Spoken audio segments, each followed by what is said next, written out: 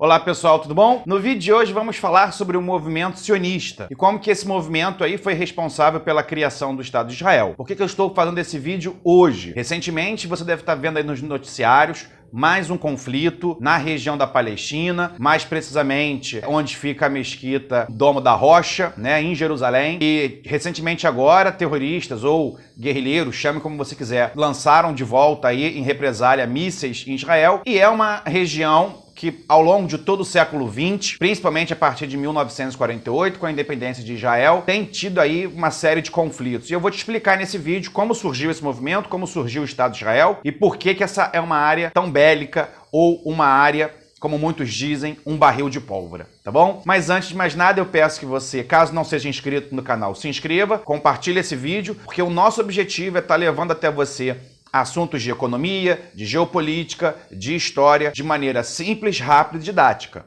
Qualquer dúvida você coloca nos comentários, porque o nosso objetivo é esse, é passar para você informação, para que você possa ter aí uma visão, ou começar a ter uma visão sobre aquele assunto, e aí você vai depois aí se aprofundando, caso lhe interesse, tá bom? Então vamos lá, vamos falar o que é o movimento sionista. Esse movimento vai surgir em 1897, seu fundador vai ser Theodor Herzl, e o lema dele vai ser uma terra sem povo para um povo sem terra. Então no final do século XIX, para quem não sabe, a Europa estava passando por um contexto aí da formação dos estados nacionais, o nacionalismo como bandeira política estava em voga. A gente pode lembrar aí da unificação da Alemanha, da unificação da Itália, e os judeus como povo, até aquele momento, não tinham um estado para chamar de seu. Então Theodor vai começar a divulgar esse manifesto, essa vontade de criar para os judeus um lar. E ele vai escolher, por questões religiosas, a Palestina, já que, de acordo com a tradição judaica, a partir do século III depois de Cristo, aquela região que já tem um peso histórico para os judeus, deveria ser, então, um lar nacional para os judeus. Sendo que no século XIX, a região da Palestina era controlada pelo Império Otomano. Isso tem que ficar muito claro. Então, o Theodor vai começar a fazer a sua propaganda, e essa propaganda vai ser muito bem aceita por uma parte da elite inglesa, da elite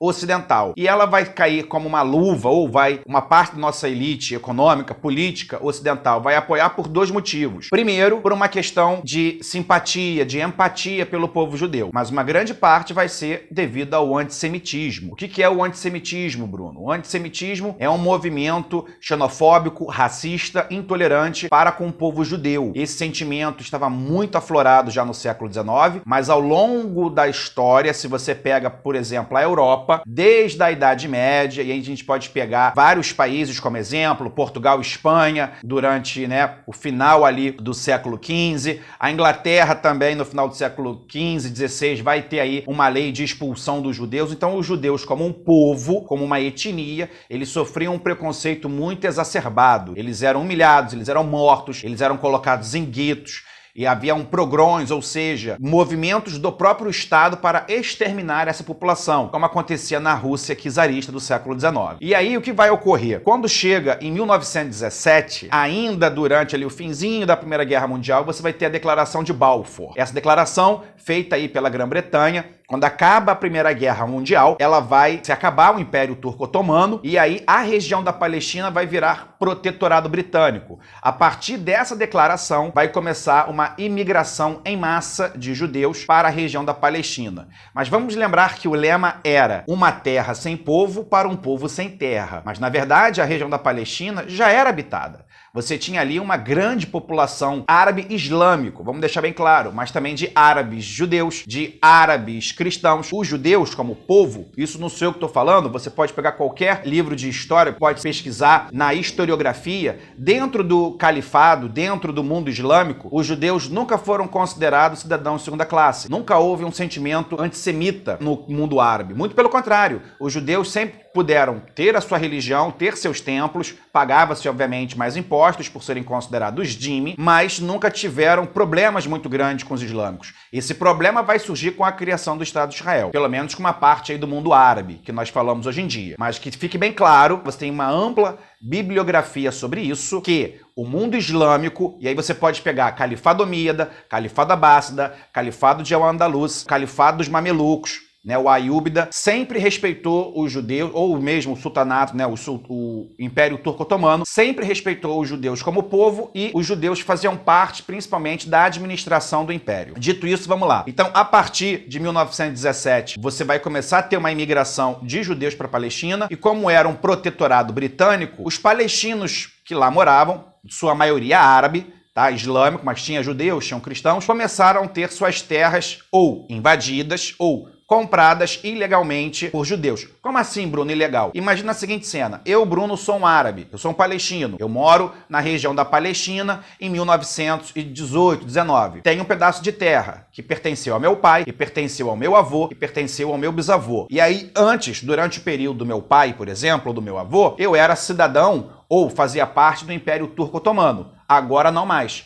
Agora eu sou protetorado dos ingleses. E os ingleses viram para mim e falam, olha, Bruno, essa terra vai ser comprada por um judeu que está vindo, por exemplo, de Londres. E eu viro e falo, não, eu não quero vender. Não, você não tem que querer. Você vai vender a sua terra. E aí você acaba tendo a expulsão. E obviamente que depois da Segunda Guerra Mundial, depois do Holocausto, que foi uma das maiores tragédias da humanidade, você vai ter não só um influxo maior de judeus sobreviventes dos campos de concentração para a Palestina, como você vai ter um apoio da comunidade internacional do tipo, realmente os judeus merecem um lugar para chamar de seu, já que os cristãos, vários países, têm uma religião oficial, o cristianismo, já que os islâmicos têm vários países onde a religião oficial é o islamismo, então os judeus também têm todo o direito de ter um pedaço de terra para chamar de seu. Entretanto, quando se cria o Estado de Israel, logo após a Segunda Guerra Mundial, a ONU, que também foi criada logo após a Segunda Guerra Mundial, não imaginava esse Estado um único Estado, mas sim dois Estados. Um Estado judeu e um Estado palestino. E ambos iriam dividir a capital, Jerusalém, e ambos teriam aí a mesma quantidade de terras. E na prática, de acordo com a ONU, esses dois estados teriam que sempre trabalhar em conjunto, aprovando-se leis, aprovando-se projetos, a questão da imigração, para ter uma harmonia. Entretanto, em 1948, sem o aval da ONU, Israel vai declarar a sua independência. E aí vai para as cucuias a ideia de um Estado palestino e de um Estado judeu no mesmo território. Misteriosamente, no mesmo dia da independência, o presidente Harry Truman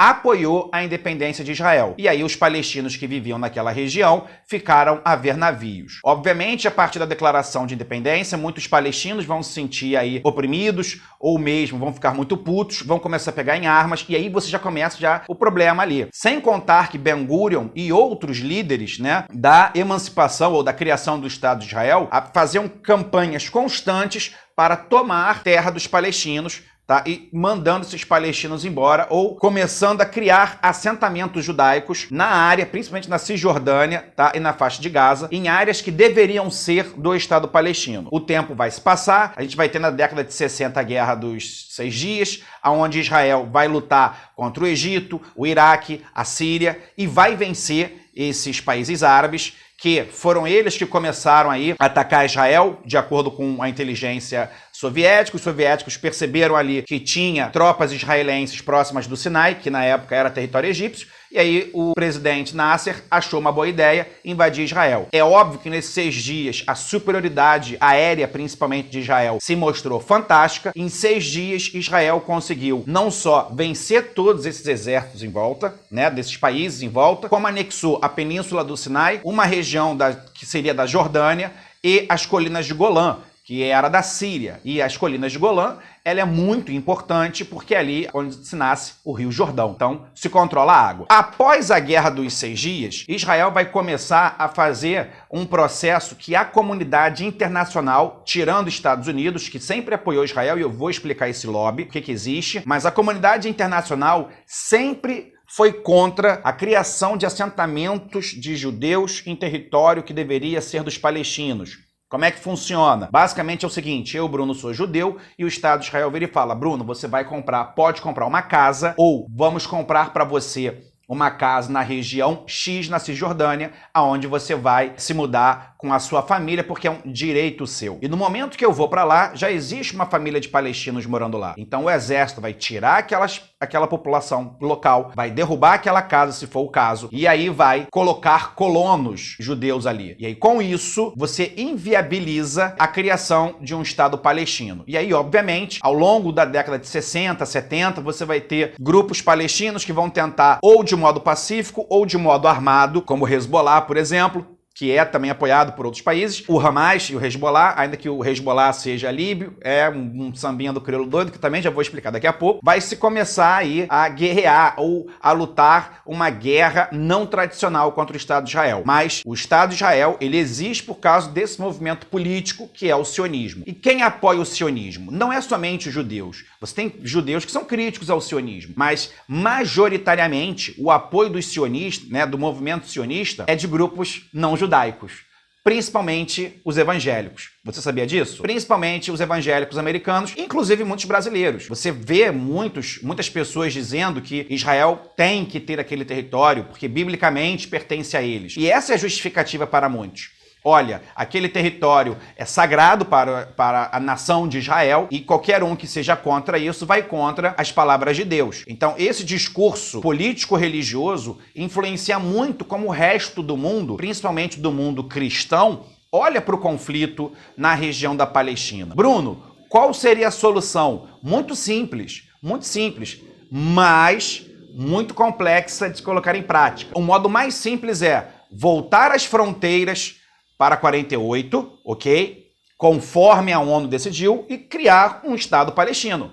Pronto. Cria-se 2 estados, fazendo até um Reino Unido, se for o caso. Por que não? Reino Unido de Israel e Palestina, como é o caso do Reino Unido, onde tem Inglaterra e Escócia, sabe? Agora, se o Estado de Israel pelo menos parasse ou revertesse o fato aí dos assentamentos judaicos, já ajudaria muito. Por que os Estados Unidos apoiam incondicionalmente o governo de Israel? Porque desde a sua independência, com o aval do Harry Truman, né, aí em 1948, Israel sempre vai ser um aliado em potencial para os Estados Unidos naquela região, principalmente se você pensar no contexto de Guerra Fria. E o lobby sionista, ou seja, o lobby de se acreditar que aquelas terras pertencem aos judeus, é muito forte nos Estados Unidos. Vou te dar um segundo exemplo. Boa parte aí do armamento de Israel, que é um dos melhores exércitos do mundo, seja aviação, seja as tropas terrestres, seja o seu serviço de inteligência, os Estados Unidos subsidiam, né, através de subsídios militares, sempre vão oferecer aos israelenses bons sistemas de segurança. Em segundo lugar, para a Arábia Saudita. Olha que louco. A Arábia Saudita, na teoria, não gosta de Israel,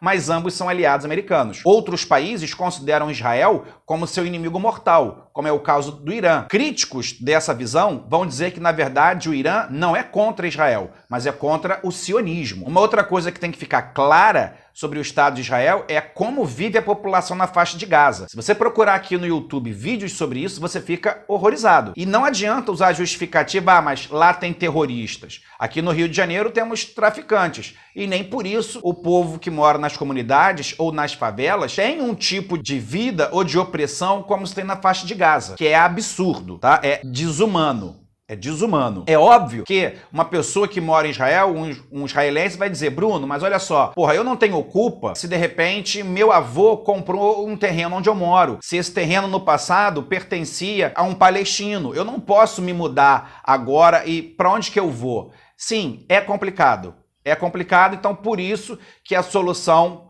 ao meu ver, teria que passar por acabar com esses assentamentos, aí você teria que trazer de volta essa população palestina, pagar, indenizar, né, aqueles judeus que ali moram, porque de repente receberam dos pais. E por que agora você está vendo na mídia problemas no Domo da Rocha, né? Uma área sagrada para o judaísmo e para o Islã? Porque recentemente apareceu na internet, você encontra aqui no YouTube, um israelense tentando tomar à força a casa de um palestino, dizendo: não, essa casa agora vai ser minha porque o governo de Israel me permitiu. E o cara falou: não, cara, essa casa é minha. E isso gerou protesto, porque viralizou, e as pessoas que estavam durante o Ramadã, que é um mês sagrado aí de jejum para os islâmicos, viram esse vídeo e começaram a protestar de modo pacífico, no início, no Domo da Rocha. E aí, obviamente, a polícia de Israel foi confrontar e aí você começou a ter problemas, você começou a ter mortes de ambos os lados, né? Teve um policial que morreu, vários palestinos ficaram feridos e aí, obviamente, grupos mais terroristas grupos terroristas começaram a lançar mísseis da região da faixa de Gaza ou da região da Cisjordânia dentro do território aí de Israel. Bruno, quem financia esses grupos armados ou esses grupos extremistas da faixa de Gaza? Doações internacionais, tá ok? De pessoas, mas principalmente países, seja a Arábia Saudita, seja o Irã. Óbvio que nem o Irã, nem a Arábia Saudita, nem o Egito, nem uma série de países vão dizer, não, eu apoio o Hezbollah ou eu dou dinheiro para o Hamas, tá? Você tem até vídeos que mostram realmente, tá? Treinamento e tudo na parte exterior, em outros países. Mas na prática é isso. Você tem esse movimento, né, insurgente, você tem uma organização, né, para a libertação da Palestina, que seria um movimento aí que não usa das armas, que foi antigamente liderado pelo grande líder Yasser Arafat, ainda que muitos digam que não. Olha, ele tem um discurso muito bonito pacifista, mas na prática ele é um grupo que fomenta o terrorismo. Mas aí, pensando em termos geopolíticos, a gente tem que pensar o seguinte, se alguém mete o pé na sua cara, dificilmente você vai dar a outra face. Quanto mais radical é um lado, mais radical vai ser o outro. Então é isso, não tem muito mistério para quando você pensa sobre o sionismo, e aí eu quero saber a sua opinião. Você é a favor dos assentamentos judaicos ou de como o Estado de Israel maneja esse conflito com os palestinos ou não? Qualquer coisa, você deixa sua dúvida aqui nos comentários. Um grande beijo e até a próxima.